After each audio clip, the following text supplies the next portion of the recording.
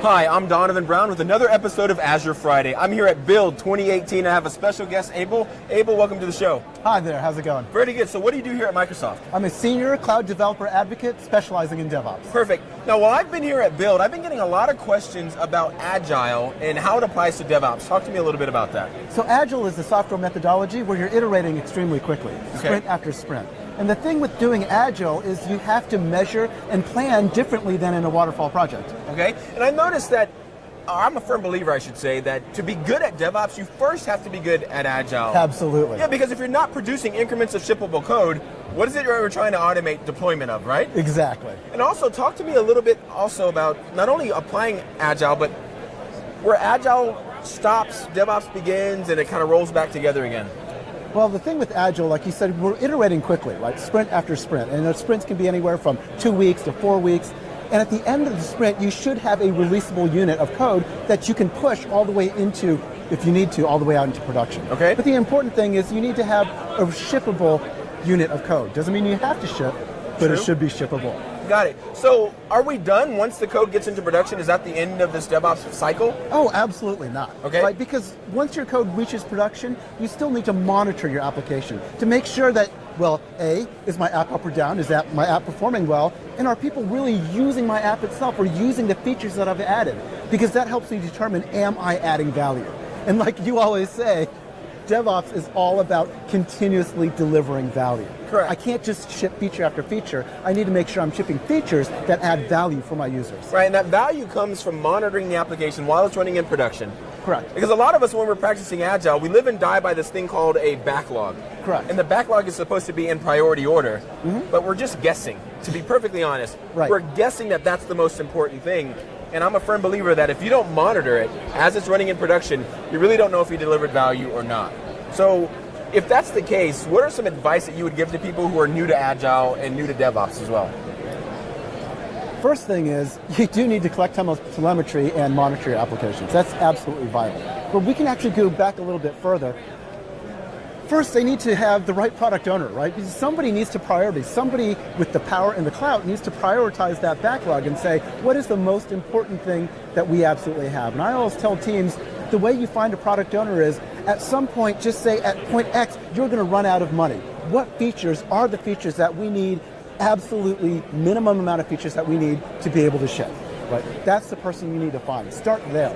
Yeah, I think that's critical too, because a lot of people who are thrust into that product owner role come from a waterfall mentality. That's really dangerous because to them, the product's not done until the entire backlog is empty, so who cares what order we do it in, right? What percentage of done are you? Exactly, which is a horror. If you hear those type of words, You're not doing Agile. You need a new product owner because they simply don't get it. Everything to them is priority one. Right. And when we're done, we're going to ship. And you got to change your thinking. And I love the practice that you did. I think we did that a little bit when we were in Akron together. Yeah. Because we were only on projects for 3 weeks. We flat out said at the beginning, you are not going to get to the bottom of your product backlog. You better put this in the right order because we're only doing this for 2 weeks. That's all the work that you're getting. And you did it the same way. You're going to run out of money eventually. At some point, you're going to run out of money. And it could come at any point in time. So you better prioritize that backlog so we as the dev teams can pick from the top priority items. Those are the things that we'll be working on. That's perfect. And I think that's a huge... The product owner is a really critical person to get correctly. Critical person. Exactly. And the next one that I would harp on would be their Scrum Master. Oh, yeah. And I have a lot of people who will send someone off to training.